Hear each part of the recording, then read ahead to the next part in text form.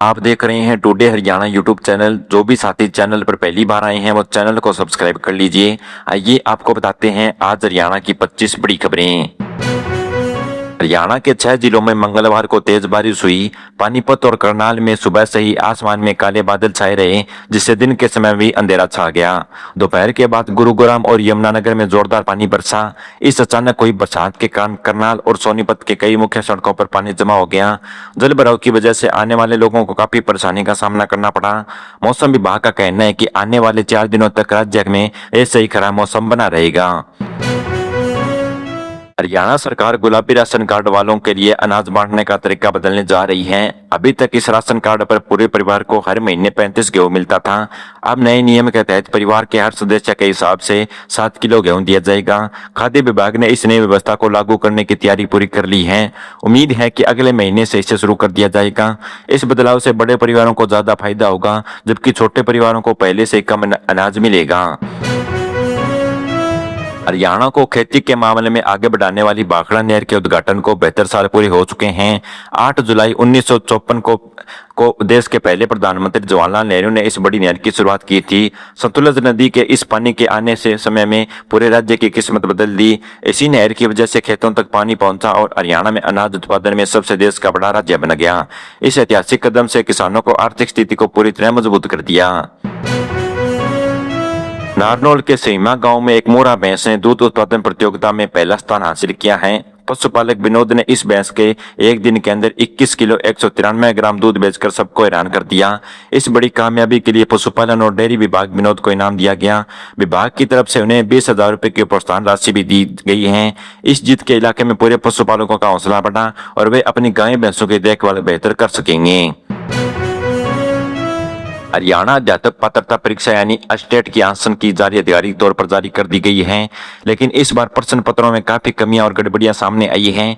इन गलतियों को देखते हुए परीक्षा बोर्ड ने उम्मीदवारों को अपनी आपत्ति दर्ज कराने का मौका दिया है। जिन अभ्यर्थियों को किसी भी सवाल या जवाब पर कोई संदेह है, वे अगले 72 घंटे के भीतर अपनी शिकायत ऑनलाइन भेज सकते हैं। आपत्ति दर्ज कराने की आखिरी तारीख 9 जुलाई तय की गई है। हरियाणा के एनसीआर शहरों में प्रदूषण को कम करने के लिए सरकार ने बड़ा फैसला लिया है। अगले 2 सालों के भीतर सड़कों पर सीएनजी बसों को हटा दिया जाएगा और उनकी जगह पूरी तरह इलेक्ट्रिक बसें चलाई जाएंगी। इस योजना को पूरा करने के लिए सरकार जल्द ही 1500 नई इलेक्ट्रिक बसें खरीदने जा रही है। साथ ही इन गाड़ियों को चार्ज के लिए हर शहरों में जगह जगह नए चार्जिंग स्टेशन बनाए जाएंगे ताकि सफर में कोई दिक्कत न हो। रोहतक में पूर्व मुख्यमंत्री भूपेंद्र सिंह हुड्डा ने भाजपा सरकार पर जमकर निशाना साधा। उन्होंने कहा कि राज्य में लगातार नए नए घोटाले सामने आ रहे हैं।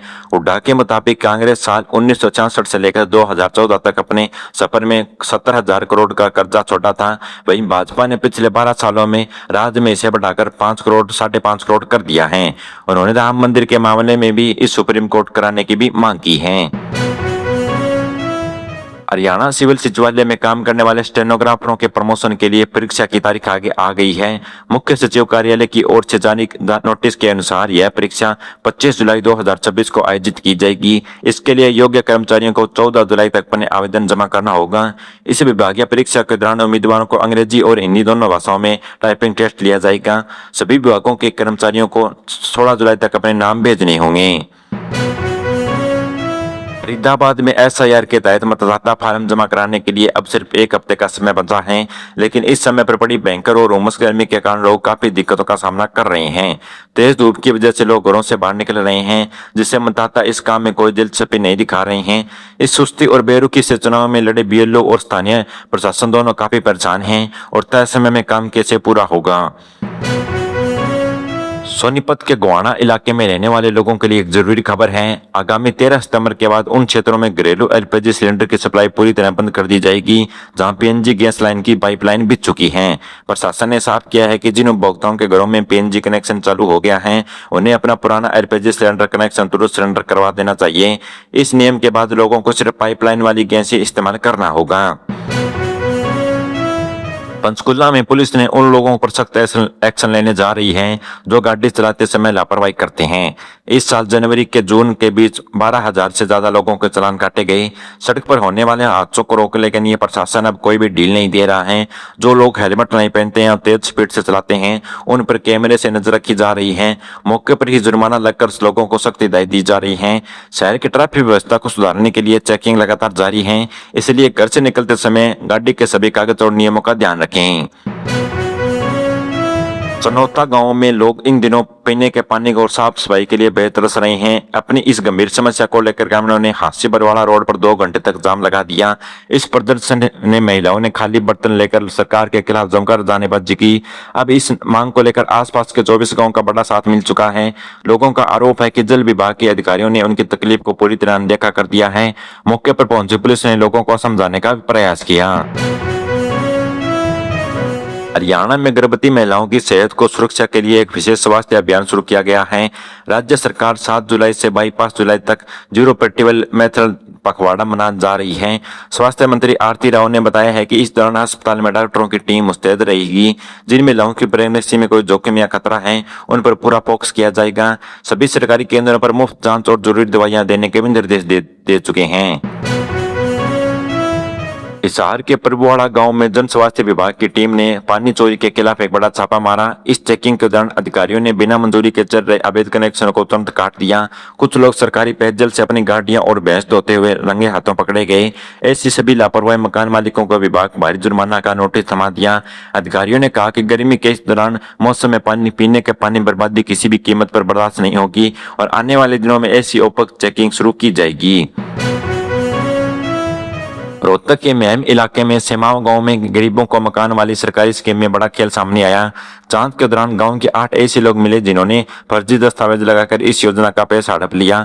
यह सभी लोग पहले ही अमीर और संसाधन संपन्न हैं। कुछ सामाजिक कार्यकर्ताओं की शिकायत के बाद अब बड़ी अधिकारियों ने इसकी जांच की है तो पूरा मामला खुलकर सामने आया। प्रशासन ने अब इन सभी धोखेबाज को रिकवरी का नोटिस भेज दिया है। गलत तरीके से ली गई पूरी रकम पर अब ब्याज समेत सरकारी खजाने के पास पैसा वसूला जाएगा। रेवाड़ी जिले से गुजरने वाले नेशनल हाईवे 352 की सूरत अब पूरी तरह बदलने वाली है। गुरावड़ा से लेकर संगावड़ी तक पूरे इस रास्ते को दूधिया रोशनी चमकाने की तैयारियां पूरा हो चुकी हैं। इसके लिए सरकार ने करीब 5 करोड़ 35 लाख रुपए की बड़ा टेंडर जारी किया है। इस पूरे रूट पर से 400 से ज्यादा नई एलटी स्ट्रीट लाइटें फिट की जाएंगी। इससे रात के समय सफर करने वाले चालकों को रास्ता बिल्कुल साफ दिखेगा और हादसे कम होंगे। स्थानीय राहगीरों को अंधेरे में अब डर से हमेशा के लिए आजादी मिल जाएगी। हरियाणा सरकार जमीन जायदाद के कागजी कामकाज को पारदर्शी बनाने के लिए नया कानून लाने जा रही है। अब पटवारियों का पुराना जिला केंद्र सिस्टम हमेशा के लिए खत्म कर दिया जाएगा। इसकी जगह अब नया स्टेट केंद्र लागू किया जाएगा। इस बदलाव के बाद भी पटवारी अपनी मनमर्जी से सालों तक एक ही जगह नहीं टिक सकेंगे। सरकार का मानना है कि राज्य स्तर पर तबादले होने से अफसरों के कर्मचारियों की सांठगांठ टूटेगी और इस कदम से तहसीलों में होने वाले भ्रष्टाचार और घूसखोरी पर पूरी तरह लगाम लग सकेगी। सोनीपत जिले से बच्चों को अच्छी सेहत को लेकर एक बेहद सुकून देने वाली खबर सामने आई है। स्वास्थ्य विभाग के मुस्तैदी की वजह से पिछले 3 महीनों में बच्चों में टीबी के मरीजों की संख्या काफी घट चुकी है। सरकारी आंकड़ों के अनुसार इस बीमारी के चपेट में आने वाले बच्चों की तादाद में 19 वर्ष की कम से बच्चे दर्ज किए गए। इसके लिए जिले में एक विशेष टास्क फोर्स काम कर रही है जो छोटे बच्चों को स्क्रीनिंग टेस्ट करती है। जिन बच्चों में थोड़े लक्षण दिखते हैं उनका तुरंत इलाज कर दिया जाता है। अधिकारी अगले कुछ महीनों में के बाद ही इस मुहिम को फिर से समीक्षा करेंगे। महेंद्रगढ़ जिले के सरकारी स्कूलों में पढ़ने वाले बच्चों के लिए एक बहुत ही अच्छी खबर है। राज्य सरकार ने यहां 24 सरकारी विद्यालयों की दशा सुधारने का फैसला लिया है। इन स्कूलों की इमारतों को शानदार बनाने के लिए 13 करोड़ रुपए का आकलन किया गया है। इस राशि से स्कूलों में नए कमरे, पीने का पानी, स्वास्थ्य और आधुनिक टॉयलेट बनाए जाएंगे। इससे ग्रामीण क्षेत्र के छात्रों और छात्राओं को पढ़ाई के लिए प्राइवेट स्कूल जैसा माहौल बढ़िया मिलेगा। इस प्रोजेक्ट का काम इस महीने ही शुरू कर दिया जाएगा। हरियाणा के मुख्यमंत्री ने प्रदेश की जनता को आधुनिक सुविधाएं देने के लिए खजाना खोल दिया है। राज्य के विकास के कार्यों से जुड़े नए प्रोजेक्ट को सरकार ने अपनी अंतिम मंजूरी दे दी है। इन सभी जनहित के कार्यों को समय पर पूरा करने के लिए 324 करोड़ रुपए का अलॉट किया गया है। इस पैसे से शहरों और पानी की टूटी सड़कों को पूरी तरह नया और मजबूत बनाया जाएगा। साथ ही सीवरेज लाइनों को ठीक करने और बिजली निर्माण की सप्लाई को नए ग्रिड भी तैयार किए जाएंगे। मेरे द्वारा बताई गई खबरें कैसी लगी कमेंट बॉक्स में जरूर बताइएगा। चैनल को सब्सक्राइब कर लीजिए। धन्यवाद।